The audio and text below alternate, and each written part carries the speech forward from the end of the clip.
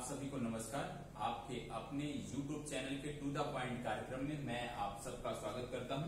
आज हम देखने वाले हैं नेशनल एजुकेशन पॉलिसी के बारे में। जो राष्ट्रीय शिक्षा नीति नई लाई गई है उसके बारे में हम समझने का प्रयास करेंगे कि क्या चीजें नई हैं और किस प्रकार से ये आपकी परीक्षा के लिए महत्वपूर्ण है और किन संदर्भों में इनसे जोड़कर प्रश्न पूछे जा सकते हैं। तो सबसे पहले आपको पता होना चाहिए कि जब शिक्षा नीति लाई गई है तो क्या इससे पहले भी कोई शिक्षा, क्योंकि अभी तक का जो हमारा पाठ्यक्रम था, जिस प्रकार से हमारी शैक्षणिक व्यवस्था थी, स्कूली शिक्षा थी, कॉलेज की शिक्षा थी, तो कोई ना कोई तो उसको रेगुलेटरी रहा होगा, किसी ना किसी नीति के माध्यम से ही उसको आगे बढ़ाया जाता रहा होगा। तो यदि हम पूर्व में देखें तो भारत में अभी तक स्वतंत्रता के बाद से ये तीसरी शिक्षा नीति लाई गई है। इससे पहले जो लाई गई थी वो लाई गई थी 1968 में। 1968 की जो शिक्षा नीति थी वो कोठारी कमीशन की समीक्षा पर कह सकते हैं या कोठारी समिति की अनुशंसा पर लाई गई थी, जो कि आप मान लीजिए कि इस समय प्रधानमंत्री और हमारी हुआ करती थी इंदिरा गांधी। इसके बाद 1986 की शिक्षा नीति लाई गई और इस समय राजीव गांधी का समयकाल चल रहा था। राजीव गांधी हमारे देश के प्रधानमंत्री थे। तो अभी तक भारत में दो शिक्षा नीति लाई गई थी पूर्व में, एक 1968 में और दूसरी लाई गई थी 1986 में।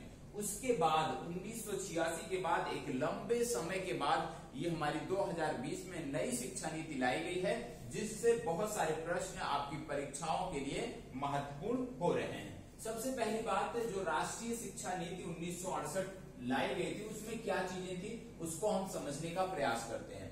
तो 1968 में जो हमारी राष्ट्रीय शिक्षा नीति लाई गई थी, सबसे पहले इसमें जैसे आप जानते हैं भारतीय संविधान का जो अनुच्छेद 45 है उसके अनुसार 14 वर्ष तक के बालकों को बालिकाओं को निःशुल्क शिक्षा की व्यवस्था थी। तो सबसे पहले जो लाया गया था राष्ट्रीय शिक्षा नीति 1968 के माध्यम से कि अनुच्छेद जो 45 है उसके अंतर्गत जो फ्री शिक्षा, फ्री एजुकेशन की बात की गई है, कब तक के बच्चों के लिए, 14 वर्ष तक के बच्चों के लिए, उसकी एक प्रकार से देखिए उसका इस यहाँ पे क्रियान्वयन किया गया 1968 की नीति में। उसके बाद इस नीति का जो दूसरा महत्वपूर्ण पहलू था कि जो शिक्षक होता है वही समाज का आईना होता है और निश्चित तौर पर जो शिक्षक वर्ग है उसको उचित सम्मान मिलना चाहिए। तो इस शिक्षा नीति में जो राष्ट्रीय शिक्षा नीति 1968 की आई थी उसमें शिक्षकों के सम्मान को लेकर भी बात की गई थी, शिक्षकों के बेहतर प्रशिक्षण को लेकर भी बात की गई थी। इसके अंतर्गत जो शिक्षक होते हैं उनको राष्ट्रीय और अंतर्राष्ट्रीय मुद्दों पर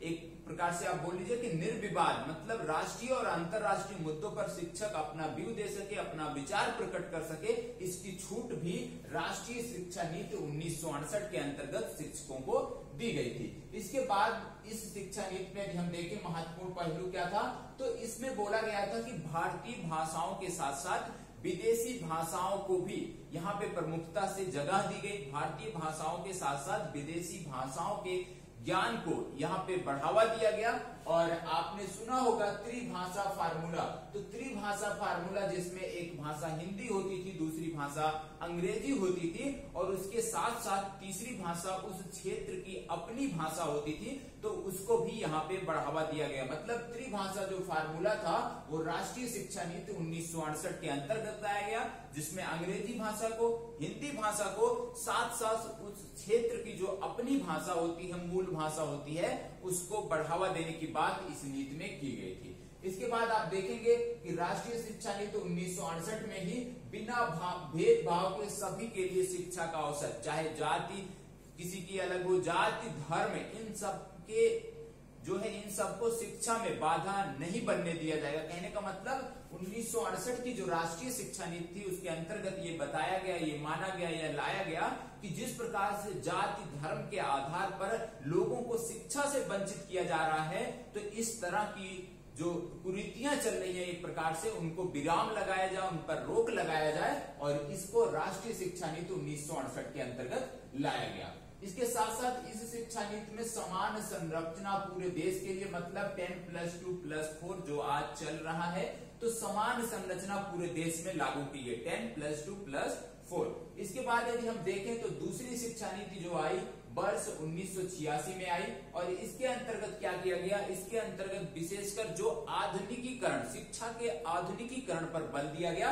और इसमें देखा गया कि आधुनिकीकरण के साथ साथ जो शैक्षणिक संस्थान है, जो सरकारी शैक्षणिक संस्थान है, विशेषकर प्राथमिक विद्यालय, उच्च प्राथमिक विद्यालय, उनमें बुनियादी सुविधाओं का किस प्रकार से बढ़ावा दिया जाए, बुनियादी सुविधाएं किस प्रकार से बेहतर की जाए, ये 1986 की राष्ट्रीय शिक्षा नीति के अंतर्गत लाया गया। इसके बाद यदि आप देखोगे कि इस शिक्षा नीति में सबसे महत्वपूर्ण पहलू था कि आप सब जानते हैं कि अभी भी इस प्रकार की घटनाएं होती रहती हैं, ये आंकड़ा बहुत ही बड़ा है कि प्राथमिक स्तर पर जो बच्चे दाखिला ले लेते हैं लेकिन आर्थिक कारणों के कारण वो शिक्षा से वंचित रह जाते हैं, बाद में उनको स्कूली शिक्षा से खुद अपने आर्थिक परिस्थितियों के अनुसार ही बाहर होना पड़ता है। आर्थिक परिस्थितियां उनके अनुकूल नहीं होती, जिनके कारण उनको जो प्राथमिक स्तर पर ही शिक्षा से बाहर होना पड़ता है। तो इस शिक्षा नीति में प्रयास किया गया कि जो प्राथमिक स्तर पर स्कूल छोड़ देते हैं बच्चे, उनको किस प्रकार से इसमें जोड़ा जाए, उनको किस प्रकार से रोका जाए, जिससे प्राथमिक स्कूल पर जो एक बहुत बड़ा तबका है जो शिक्षा ग्रहण नहीं कर पाता, प्रवेश तो ले लेता है लेकिन बीच में ही छोड़ देता है, तो उनकी समस्याओं को दूर किया जाए, इस पर भी राष्ट्रीय शिक्षा नीति 1986 पर विशेष बल दिया गया। इस शिक्षा नीति में देखा गया कि जो पिछड़े वर्ग हैं, जो दिव्यांग हैं, जो अल्पसंख्यक वर्ग हैं, अभी भी वो प्राथमिक स्तर पर, उच्च प्राथमिक स्तर पर, माध्यमिक स्तर पर इस प्रकार से शिक्षा के लिए नहीं जुड़ रहे हैं, मतलब किन्हीं न कारणों से वो शिक्षा से वंचित रह रहे हैं। तो सरकार का प्रयास था राष्ट्रीय शिक्षा नीति 1986 के अंतर्गत कि ऐसे वर्ग, चाहे वो अल्पसंख्यक वर्ग हो, चाहे वो हमारा पिछड़ा वर्ग हो, चाहे वो अनुसूचित जात, अनुसूचित जनजाति का वर्ग हो, तो ये जो भी लोग शिक्षा से वंचित रह जा रहे हैं उनको शिक्षा से जोड़ा जाए, प्राथमिक शिक्षा, कम से कम प्राथमिक शिक्षा अवश्य दिलाई जाए, इसके लिए इसमें प्रयास किया गया। और इसमें यदि हम देखें तो सबसे महत्वपूर्ण पहलू जो था, पहली बार राष्ट्रीय शिक्षा नीति 1986 में महिलाओं की शिक्षा पर भी जोर दिया गया। सभी वंचित वर्गों के साथ साथ महिलाओं की शिक्षा पर भी इस शिक्षा नीति में पुरजोर दिया गया, समर्थन किया गया, महिलाओं की शिक्षा को समर्थन किया गया। और विशेषकर महिलाओं की जो व्यावसायिक शिक्षा हो और तकनीकी शिक्षा हो, मतलब महिलाओं को व्यवसायिक शिक्षा भी मिल सके, तकनीकी शिक्षा भी मिल सके, इसके लिए इस शिक्षा नीति पर बहुत ज्यादा प्रयास किया गया, फोकस किया गया। और आपसे मैंने पहले ही बोला कि राष्ट्रीय शिक्षा नीति 1986 जो लाई गई, इसका मुख्य उद्देश्य था कि स्कूलों का जो प्राथमिक विद्यालय है उनका आधुनिकीकरण करना, बुनियादी सुविधाओं को उपलब्ध कराना। आधुनिकीकरण के नाम पे था कि जो स्कूल हैं, जो प्राथमिक विद्यालय हैं, उच्च प्राथमिक विद्यालय हैं, उनपे कंप्यूटर शिक्षा का विस्तार किया जाए, कंप्यूटर शिक्षा उन पे प्रारंभ किया जाए।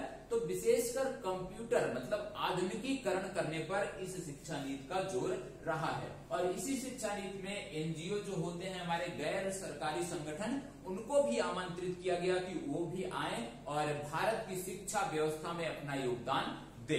तो ये आपने देखा कि अभी तक जो हमारी पूर्व की दो राष्ट्रीय नीति थी, राष्ट्रीय शिक्षा नीति थी, उनमें क्या क्या मुद्दे थे, इन मुद्दों पर उनको आगे बढ़ाया गया था, उनको आपने समझने का प्रयास किया है। अब आइए हम समझते हैं नई शिक्षा नीति 2020 के बारे में। नई शिक्षा नीति 2020 के बारे में यदि देखें तो इसरो के पूर्व चेयरपर्सन थे, नाम था के कस्तूरीरंगन। इन्हीं की अध्यक्षता में इस समिति का गठन किया गया और इन्हीं की अनुशंसा पर इसको आगे बढ़ाया गया है। यदि हम स्ट्रक्चर की बात करें, संरचना की बात करें कि भाई जो मौजूदा संरचना अभी तक थी वो क्या है और जो हमारी नई संरचना होगी वो क्या है, तो इसमें भी कुछ आपको मूलभूत अंतर देखने को मिलेगा, इसको भी समझने की जरूरत है। मौजूदा जो संरचना है उसमें देखा गया है कि एज ग्रुप 6 से 16 तक, 6 वर्ष से 16 वर्ष तक के बच्चों को 10 वर्ष के लिए इसमें जोड़ा जाता था। मतलब 6 से 16 वर्ष के आयु का बच्चा 10 वर्ष तक इस संरचना के आधार पर हाई स्कूल की परीक्षा पास कर लेता था। इसके बाद क्या होता था, 10+2 आपने सुना होगा, तो 10+2 ही अभी तक चलता आया था। तो +2 में क्या होता था, 11th और 12th होता था। 2 वर्ष का ये पाठ्यक्रम होता था। इसमें जो एज बताई गई थी वो 16 से 18 वर्ष तक बताई गई थी। लेकिन यदि हम मौजूदा संरचना को देखें तो मौजूदा संरचना 10+2 को छोड़कर 5 + 3 + 3 + 4 पर आगे बढ़ रही है। क्या है? 5 + 3 + 3 + 4। अब आइए समझते हैं एक एक करके। 5 क्या है? 5 जो है उसको बोलते हैं फाउंडेशन। तो 5 ईयर का जो सबसे पहले बच्चा जाएगा अब स्कूल में, वो 5 ईयर के फाउंडेशन कोर्स में जाएगा। और ये फाउंडेशन जो होगा, इसमें इसको भी 2 भागों में बांटा गया है। जो 5 वर्ष का फाउंडेशन का रखा गया है, संरचना बनाई गई है, इसको भी 2 भागों में बांटा गया है। पहला है 3 वर्ष। सबसे पहले 3 वर्ष, ये क्या है? प्री स्कूल हो गया, आंगनबाड़ी शिक्षा हो गई, जिसमें एज रखा गया है 3 से 6 वर्ष। मतलब बच्चा जब सबसे पहले जाएगा तो 3 से 6 वर्ष की उसकी आयु होनी चाहिए। इस आयु के अंतर्गत उसको 3 साल के 3 वर्ष के इस संरचना के अंतर्गत उसको शिक्षण व्यवस्था से जोड़ा जाएगा। और इसमें आपको देखने को मिलेगा ये फाउंडेशन है, 5 वर्ष का है। जो सबसे पहला 5 है, वही 5 वर्ष में 3 वर्ष प्री स्कूलिंग का हो गया है, और 2 वर्ष जो है ये कक्षा 1 से कक्षा 2, मतलब क्लास 1 से 2 भी फाउंडेशन के अंतर्गत है। मतलब कोई भी बच्चा जब भी प्रवेश लेगा संस्थान में, किसी स्कूल में, आंगनबाड़ी केंद्र में, तो कहने का मतलब है उसका जो फाउंडेशन का ईयर होगा वो 5 वर्ष होगा। और इन 5 वर्षों में 3 वर्ष बच्चा प्री स्कूलिंग, जिसको आप बोलते हैं प्री स्कूलिंग, आंगनबाड़ी, इन सब से जुड़ा रहेगा। और बाद के 2 वर्षों में कक्षा 1 और कक्षा 2 को पास करेगा। एज 6 से 8 वर्ष निर्धारित की गई है। मतलब 6 से 8 वर्ष तक का बच्चा जो है वो फाउंडेशन के अंतर्गत, फाउंडेशन की जो संरचना बनाई गई है उसके अंतर्गत शिक्षण व्यवस्था से जुड़ा रहेगा। और फाउंडेशन में क्या होगा? विभिन्न, क्योंकि आप जानते हैं प्री स्कूलिंग में क्या होता है कि बच्चे को सबसे पहले स्कूल के प्रति उसका लगाव, उसको बढ़ाया जाता है। मतलब खेल कूद संबंधी गतिविधियां प्री स्कूलिंग में ज्यादा होती हैं। ठीक है, इस तरह की मनोरंजन की गतिविधियां होती हैं कि बच्चा स्कूल से जुड़े, स्कूल से जुड़ाव महसूस करे, तो उसके लिए होता है। तो जो फाउंडेशन का 5 साल है, विशेषकर इसमें विभिन्न प्रकार की खेल गतिविधियां, मनोरंजन गतिविधियां, इन सब के माध्यम से धीरे धीरे बच्चों को अक्षरों का ज्ञान कराया जाता है। समझने की, जो उनके अक्षरों को समझने की शक्ति है, जो लिखने की क्षमता है, उसको विकसित कराया जाता है। इसके बाद होता है प्रारंभिक चरण। तो दूसरा जो आप 3 देखते हो, ये है 5 के बाद जो 3 देखते हो, ये 3 है 3 वर्ष, मतलब 3 for 3 ईयर। और ये क्या है? प्रारंभिक चरण है। और इस प्रारंभिक चरण में क्या होगा कि कक्षा 3 से 5 तक बच्चा जुड़ेगा। मतलब कक्षा 3 से 5 तक की जो शिक्षा है उसको नई संरचना के अंतर्गत नाम दिया गया है प्रारंभिक चरण, या 5 + 3, मतलब प्री स्कूलिंग के बाद तीसरा चरण। और इसमें जो बच्चे की एज निर्धारित की गई है वो 8 से 11 बताई गई है। और इसमें विशेषकर बच्चा जो है खेल गतिविधियां और कक्षा का माहौल कैसा होता है, कक्षा में बैठकर किस तरह से अध्ययन किया जाता है, इन सब से जुड़ाव महसूस करेगा, इन सब को समझने का प्रयास करेगा। तो दूसरा ये आपका हो गया। इसके बाद आप देखते हैं माध्यमिक चरण। जो दूसरा आपका 3 है, 5 + 3 + 3, ये है माध्यमिक चरण। और माध्यमिक चरण में बच्चा कक्षा 6 से लेकर 8 तक की पढ़ाई करेगा। और इसकी एज यहाँ पे निर्धारित की गई है कि 11 से 14 वर्ष की एज में बच्चा क्लास 6 से क्लास 8 तक पहुंचेगा। और ये 3 वर्ष का जो इसका पीरियड है, इसको माध्यमिक चरण के नाम से जाना जाएगा। और इस चरण में, क्योंकि अभी तक क्या था कि बच्चा क्लासरूम में कैसे अध्ययन किया जाए, खेल गतिविधियों के माध्यम से, मनोरंजन गतिविधियों के माध्यम से उसको जोड़ा जा रहा था, उसकी मानसिक विकास को बढ़ाया जा रहा था। अब यहाँ पे क्या किया जाएगा कि जब बच्चा कक्षा 6 से कक्षा 8, मतलब 5 + 3 करके +3 में जाएगा, मतलब माध्यमिक चरण में जाएगा, तो बच्चा जो है अब यहाँ पे विज्ञान भी सीखेगा, गणित भी सीखेगा, कला भी सीखेगा, सामाजिक विज्ञान सीखेगा, समाज के बारे में जानेगा। तो यहाँ पे बच्चे को इस प्रकार की शिक्षा, इन विषयों की शिक्षा दी जाएगी। माध्यमिक चरण जब समाप्त होता है, मतलब 5 + 3 + 3, ये जब समाप्त होता है तब आता है +4।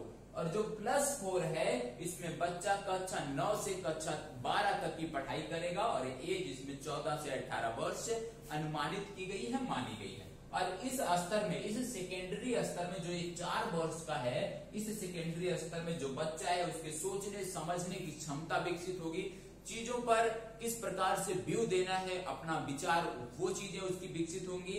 अब यहाँ पे जो बच्चा है वो विज्ञान के साथ साथ कला वर्ग के साथ, मतलब यहाँ पे बच्चे को स्वतंत्रता दे दी गई है कि बच्चा अपने मनपसंद विषयों का चुनाव कर सकता है। मतलब अब बच्चा साइंस के साथ संगीत भी पढ़ सकता है, साइंस के साथ अन्य इस प्रकार की जो हमारे मानविकी वर्ग के सब्जेक्ट हैं उनको भी साथ लेकर चल सकता है। मतलब जब बच्चा +4 वाले में जाएगा 5 + 3 + 3 + 4, तो यहाँ पे बच्चे को अपने विषयों की चुनाव करने की स्वतंत्रता दी गई है। तो आपने ये संरचना समझ लिया है कि किस प्रकार की संरचना है। यदि आप नोट डाउन करना चाहते हैं तो इस संरचना को नोट डाउन कर सकते हैं। फिर से बता दे रहा हूं संरचना क्या है। सबसे पहले है फाउंडेशन। फाउंडेशन को 2 भागों में बांटा गया है। पहला जो है वो 3 वर्ष का प्री स्कूलिंग, दूसरा प्री स्कूलिंग के बाद कक्षा 1 और कक्षा 2। फाउंडेशन के बाद आप जाएंगे प्रारंभिक चरण में। प्रारंभिक चरण भी 3 वर्ष का है जिसको बोलते हैं, अब हो गया ये 5 तो पहले हो गया 5 + 3।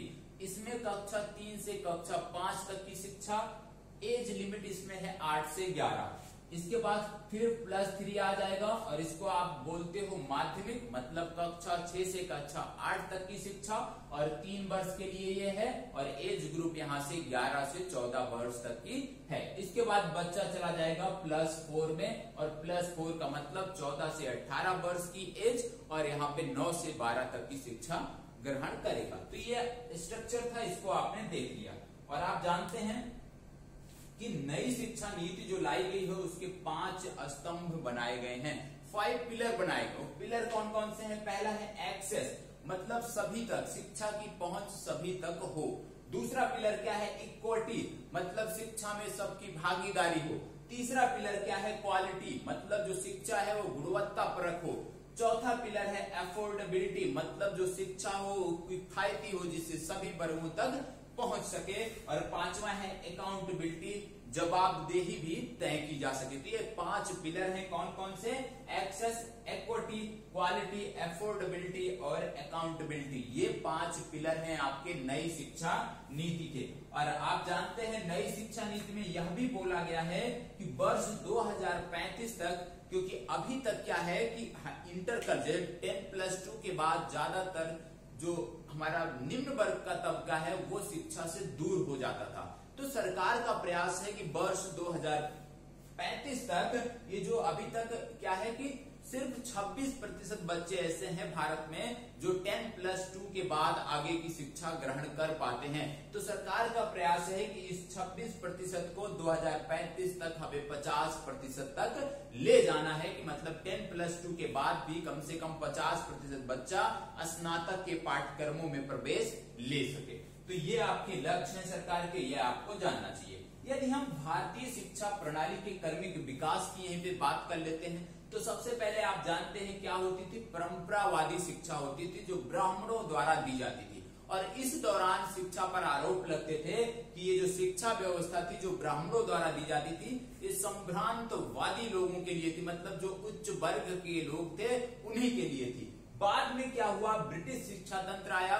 ब्रिटिश शिक्षा तंत्र ने भी अमीरों की शिक्षा व्यवस्था को और आगे बढ़ाया और इन्होंने अमीरों की शिक्षा व्यवस्था में आधुनिक राज्य और अर्थव्यवस्था की संकल्पना को भी जोड़ दिया। आगे आपको नेहरू का काल देखने को मिलता है। बहुत सारे लोग जो है नेहरू पर दोषारोपण करते हैं, लेकिन आप समझिए, आप समझने की जरूरत है आपको कि नेहरू के काल में ही आईआईटी और आईआईएम की संकल्पना सामने आई थी। मतलब जो आज आप प्रौद्योगिकी संस्थान देख रहे हैं, जो आज आप आईआईएम देख रहे हैं, इसकी जो सोच है वो नेहरू की सोच थी और नेहरू की सोच के कारण ही आज प्रौद्योगिकी संस्थान लगातार भारत के लिए बेहतर प्रदर्शन कर रहे हैं।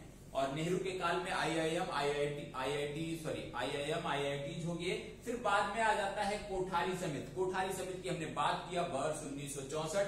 इनका उद्देश्य था कि निःशुल्क शिक्षा हो, अनिवार्य शिक्षा हो, कब तक? 14 वर्ष तक की एज के लिए। इसके बाद आया 1986। 1986 में यहाँ पे नेशनल पॉलिसी ऑफ एजुकेशन लाया गया और इसके अंतर्गत किस प्रकार से बदलाव हुए वो मैंने आपको यहाँ पे बता दिया। अब आगे आपको देखने को मिलेगा ऑपरेशन ब्लैक बोर्ड। ऑपरेशन जो ब्लैक बोर्ड था इसमें था वर्ष 1987 से 1988 के बीच चलाया गया था ऑपरेशन ब्लैक बोर्ड। इसका उद्देश्य था जो हमारे प्राथमिक स्कूल हैं, जो हमारे प्राइमरी स्कूल हैं, उनके अवसंरचना विकास को किस प्रकार से बढ़ाया जाए। तो ऑपरेशन ब्लैक बोर्ड का उद्देश्य था प्राथमिक स्कूलों में संसाधनों को बढ़ावा देना। इसके बाद आप देखोगे 1987 में एक नीति आई जिसके माध्यम से शिक्षकों की शिक्षा पर बल दिया गया। मतलब शिक्षकों को किस प्रकार से प्रशिक्षित किया जाए जिससे वो बेहतर प्रशिक्षण लोगों को दे सकें, बेहतर नॉलेज लोगों को दे सकें, बेहतर शिक्षा अगली पीढ़ी को दे सकें। तो शिक्षकों की शिक्षा पर 1987 में बल दिया गया। 1995 से ये आया बच्चों को पौष्टिक आहार, क्योंकि ज्यादातर बच्चे स्कूली शिक्षा से दूर होते जा रहे थे, तो उनको जोड़ने के लिए, क्योंकि यदि बच्चा आर्थिक तंगी की वजह से स्कूली शिक्षा से दूर हो रहा है और यदि उसको भोजन की उपलब्धता विद्यालय में की जा रही है तो निश्चित रूप से वो विद्यालय आएगा। तो इस प्रकार से शुरुआत किया गया 1995 में कि बच्चों को पढ़ाई तो किया जाएगा, विद्यालय आएंगे तो निश्चित रूप से शिक्षा ग्रहण करेंगे, साथ साथ उनको पौष्टिक आहार भी मिलेगा जिनका उनसे मानसिक स्वास्थ्य उनका उच्च हो सके। और वर्ष 2001 से क्या कर दिया गया, वर्ष 2001 से 6 से 14 वर्ष तक के बच्चों के लिए निःशुल्क एवं अनिवार्य शिक्षा की व्यवस्था कर दी गई। और उसके बाद ये आपका 2020 का ये प्रोग्राम आया है। तो किस प्रकार से क्रमिक विकास हुआ शिक्षा प्रणाली का वो हमने देखा, किस प्रकार से अभी तक की जो शिक्षा नीति रही है, पूर्व में जो 2 शिक्षा नीति आई हैं, जैसे 1968 की हो गई या 1986 की, इनमें किन बिंदुओं पर ध्यान दिया गया, उन सबको हमने समग्र रूप से देखा है। अब इसी शिक्षा नीति में राष्ट्रीय शिक्षा नीति 2020 जो आई है, इसी में कुछ नए पहलू भी जोड़े गए हैं। जैसे आप जानते हैं कि अब एक नई संस्था बनाई गई है जिसका नाम है HECI, इसको बोलते हैं हायर एजुकेशन कमीशन। ठीक है, तो हायर एजुकेशन कमीशन जो है अब ये UGC और AICTE का स्थान लेगी। AICTE जो तकनीकी शिक्षा में अग्रणी संस्था है, नियामक संस्था है, और UGC आप जानते हैं विश्वविद्यालयों का नियमन करता है। तो UGC और AICTE के स्थान पे अब HECT का जो है संकल्पना HECI की संकल्पना लाई गई, जिसको बोलते हैं हायर एजुकेशन कमीशन। अब यही इनको देखभाल करेगा। इसके अतिरिक्त एक और नई संस्था आप सुने होंगे NETF, जिसको बोलते हैं नेशनल एजुकेशन टेक्निक फोरम। ठीक है, नेशनल एजुकेशन टेक्निकल फोरम।